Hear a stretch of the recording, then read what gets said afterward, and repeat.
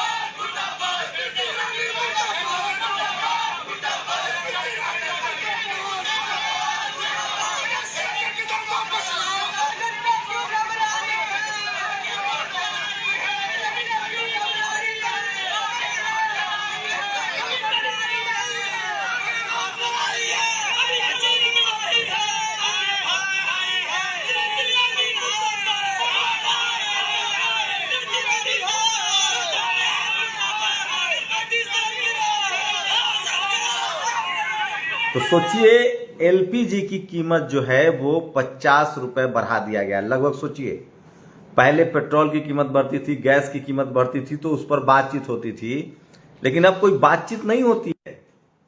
सोचिए अभी टीवी में अमन चोपड़ा, याद है न्यूज 18 जो अंबानी का चैनल, वहां बहस चल रहा है कि काली मतलब हिंदू धर्म को सीरियल गाली, काली माता के शराब। सोचिए इस देश में बहुत सारे ऐसे भगवान हैं जिनको शराब परोसा जाता है, बकरे की बलि दी जाती है। आज की सबसे बड़ी, सोचिए इस देश में कैसे मीडिया मैनेजमेंट चल रहा है, आप कल्पना नहीं कर सकते। सोचिए, दो सत्ता पक्ष के समर्थक जिसकी सत्ता में भागीदारी है, बीजेपी में शामिल थे, वो एक टेरर के आतंक में गिरफ्तार हुए हैं जम्मू में। उदयपुर वाली जो घटना है उसमें जो जो शख्स हत्या का आरोपी है, वो शख्स जो है वो बीजेपी का कार्यकर्ता है। ये तस्वीरें पूरे देश में लगाई गई है, यूथ कांग्रेस ने लगाया है। आप सोचिए किस तरह से महंगाई अपने चरम पर है, गरीब आदमी की। आपको बताइए कि धर्म के लगातार खबरें टीवी अखबार पर जानबूझकर दिखाई जा रही है। ये देखिए, ये देखिए,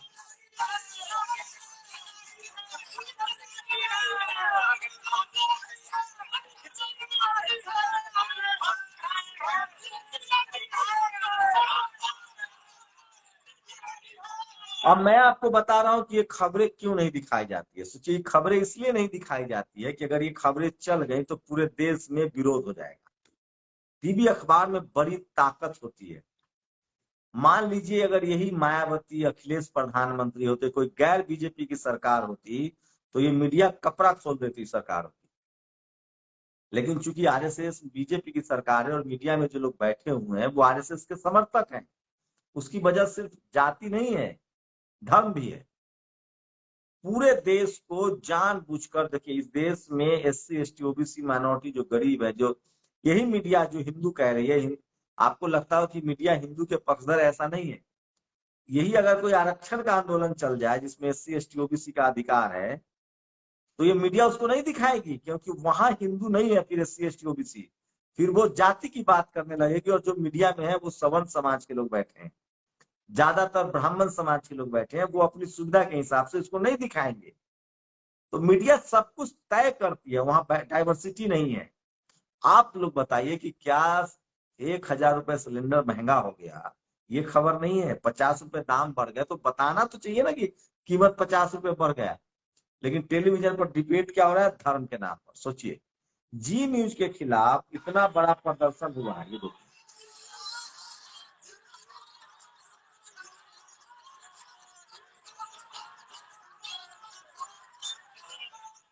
लेकिन ये खबर मीडिया आपको नहीं दिखाएगी, क्योंकि आज सोचिए, सुप्रीम कोर्ट का एक वाक्य बता रहा हूं। सुप्रीम कोर्ट में 70,000 केस पेंडिंग है। जी न्यूज का जो पत्रकार है रोहित रंजन, जिसने फेक न्यूज चलाया है, उसके खिलाफ छत्तीसगढ़ में केस दर्ज हुआ, उसको गिरफ्तार करने। अब क्या चल रहा है, पत्रकारों की गिरफ्तारी का खेल चल रहा है। पहले बीजेपी ने उन पत्रकारों को गिरफ्तार किया जो उससे सवाल पूछते थे, जो सरकार से सवाल पूछते थे, जबकि पत्रकारों का असली काम है। उसके बाद पत्रकारों को डराया गया। 8 साल लगभग होने वाले हैं जब विपक्ष को लगा कि ये पत्रकार लोग मेरे खिलाफ हैं और सत्ता के साथ हैं, ये सरकार से सवाल नहीं पूछ रहे हैं, विपक्ष से सवाल पूछ रहे हैं। किसान आंदोलन में किसानों को लगा कि ये पत्रकार लोग जो है वो किसानों से सवाल पूछ रहे हैं, सरकार से नहीं पूछ रहे हैं। SC ST OBC माइनॉरिटी को अब समझ में आ गया, मुसलमानों को समझ में आ गया है कि जो पत्रकार हैं वो हमारे साथ नहीं है, सरकार के साथ है, ये सरकार के लिए बैटिंग कर रहे हैं। उसके बाद इनकी पूरी विश्वसनीयता खतरे में है। इस देश के लोगों ने अगर टीवी अखबार को तौबा कर दिया, देखना बंद कर दिया, तो इनका बढ़िया बिस्तर गोल हो जाएगा। आप लोग सोशल मीडिया को मजबूत कीजिए। मैं नाम बता रहा हूं, नेशनल दस्तक, दलित दस्तक, नेशनल जनमत। आप सवर्णों में भी कुछ लोग को सब्सक्राइब कर सकते हैं, पुन प्रसून वाजपेयी, अजीत अंजुम, साक्षी जोशी, अभिषार शर्मा। न्यूज क्लिक को आप सब्सक्राइब कर सकते हैं, द वायर को देख सकते हैं। NDTV इंडिया पर सिर्फ रवीश को देखिए, जहां खबरें होती हैं थोड़ी बहुत। न्यूज 24 पर आप संदीप चौधरी को देख सकते हैं।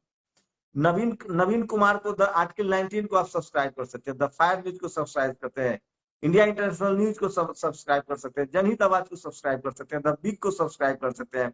रतन लाल, लक्ष्मण यादव, इन लोगों को देखिए यूट्यूब पर, सोशल मीडिया पर। अजीत अंजुम, ये वो लोग हैं जो जान हथेली पर रखकर जेल जाने के रिस्क पर आपके लिए खबरें लेके आते हैं। दीपक शर्मा, टीवी अखबार को यूट्यूब पर ही देखना बंद कीजिए, ये लोग आपको सिर्फ बरगला रहे हैं।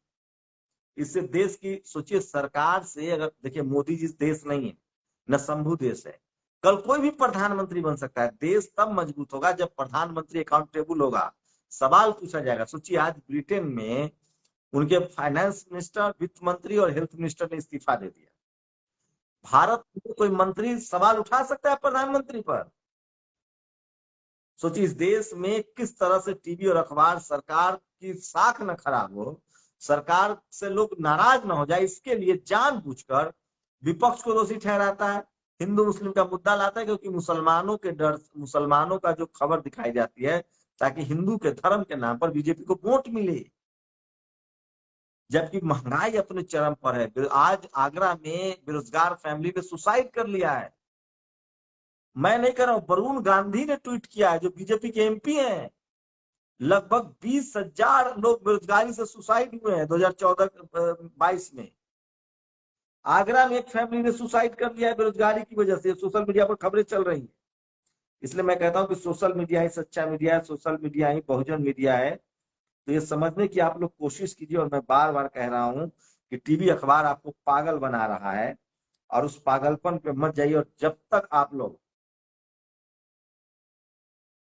सोचिए, कर्नाटक हाई कोर्ट के एक जज ने कहा है कि उसको जानबूझकर ट्रांसफर करने की कोशिश हो रही है। सोचिए, और हिंदू मुस्लिम पर बहस हो रही है। काली पूजा के दिन पूर्वी भारत के किसी एक जिले में आदेश जारी करके देख ले कि आज परसों बलि नहीं होगी। लोगों ने अगर देश आदेश देने वाले का मुंह न नोच लिया तो देखना, कम से कम 70 से 80 लाख बकरे। भारत में खबर क्या चल रही है, ये देखिए, मोदी जी का तारीख को वोट करने जाए तो जरा घर में जो गैस सिलेंडर है ना, उसको जरा नमस्कार करके जाइए।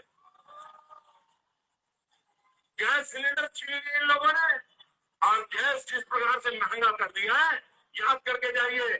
आप प्याज मिलता नहीं है, तारीख को वोट करने जाए। सोचिए, प्रधानमंत्री है, 2014 का ये भाषण है। सोचिए किस तरह से प्रधानमंत्री, गैस का उस समय दाम 460 रुपए था, तब का ये भाषण है। आज 1,000 रुपए है। और ये देखिए, धर्म के नाम पर गला काट बर्बरता कब तक, ये बहस चल रहा है। ये अंजना ओम कश्यप का प्राइम टाइम है। आप सोचिए, धर्म के नाम पे न्यूज डिबेट कब तक। मनीषा पांडे ने ट्वीट किया, सोचिए इसमें बैठने वाला कौन है? देवकी नंदन ठाकुर, कंप्यूटर बाबा, स्वामी विवेकानंद, महंत राजूदास, मौलाना मसूद मदनी, अतिकुर रहमान। ये ये साधुओं का तो समझ में आता है, बीजेपी के पैरोकार है, ये मुस्लिम लोग वहां क्यों जाते हैं बहस में, ये सबसे बड़ा सवाल है। आप सोचिए न्यूज, तो ये तमाम चैनल जो है वो जाति का नफरत फैला रहे हैं। और ये देखिए 500 रुपए जब सिलेंडर था तब स्मृति ईरानी प्रदर्शन करती थी। तो इस देश के लोगों को पागल बनाया जा रहा है, आप समझने की कोशिश कीजिए। और ये आप कल्पना नहीं कर सकते हैं, मैं लगातार कोशिश कर रहा हूं। और अब तो पत्रकारों की, अब तो सत्ता पक्ष के पत्रकार भी डरने लगे हैं, लेकिन उनको पुलिस बचाने की लगातार कोशिश कर रही है।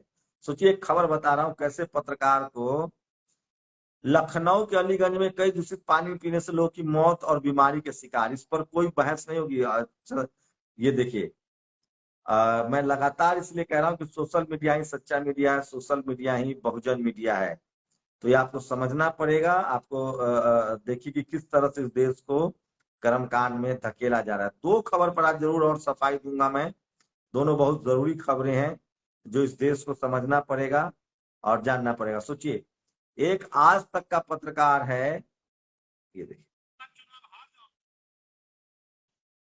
मुझे भले राजनीतिक नुकसान हो जाए, 4 बार चुनाव हार जाऊं, लेकिन 4 साल की भर्ती को मैं स्वीकार करने वाला नहीं। ये देखिए, अग्निवीर को लेकर लगातार प्रदर्शन हो रहे हैं। बीजेपी के कार्यकर्ता पकड़ा रहे हैं हत्या के आरोप में, आतंक के आरोप में, उस पर बहस नहीं है। तो मीडिया सरकार से सवाल नहीं पूछ रही है। मीडिया की लगातार कोशिश है कि विपक्ष को कैसे घेरा जाए, विपक्ष को कैसे बदनाम किया जाए और सरकार को कैसे फायदा हो, ये लगातार कोशिश हो रही है। और जो भी सरकार, देखिए पत्रकारिता का मतलब होता है जो सरकार से सवाल पूछना। आज अग्निवीर को लेकर एक और बड़ा प्रोटेस्ट हुआ है, आपको बता दूं, वो प्रोटेस्ट हुआ है हिमाचल में। उसको लेकर भी कोई खबर आपको नहीं दिखाई जाएगी, महंगाई को लेकर नहीं दिखाई जाएगी, बेरोजगारी को लेकर नहीं दिखाई जाएगी। और सोचिए, बेरोजगारी से तंग आकर एक बार फिर से एक मौत हुई है। और ये तमाम वो बड़े खबरें, सोचिए सिगरेट पीने की बहस दिखा। तो हिंदू मुस्लिम का डिबेट जो है वो लगातार जारी है, जिससे देश में धार्मिक उन्माद फैले। इसका एक ही रास्ता है, इस देश के आवाम को, इस देश की जनता को किसी भी कीमत पर हिंदू मुस्लिम के डिबेट से बचना पड़ेगा। और आपको जो है बेरोजगारी के सवाल आपको खबर दिखानी पड़ेगी, खबर देखना पड़ेगा। नहीं तो तब तक आप लोग जो है समझ नहीं पाएंगे। तो ये सब कुछ जानबूझ के किया जा रहा है, बेरोजगारी का मुद्दा नहीं है, हिंदू मुस्लिम से ढकने की कोशिश। ये देखिए,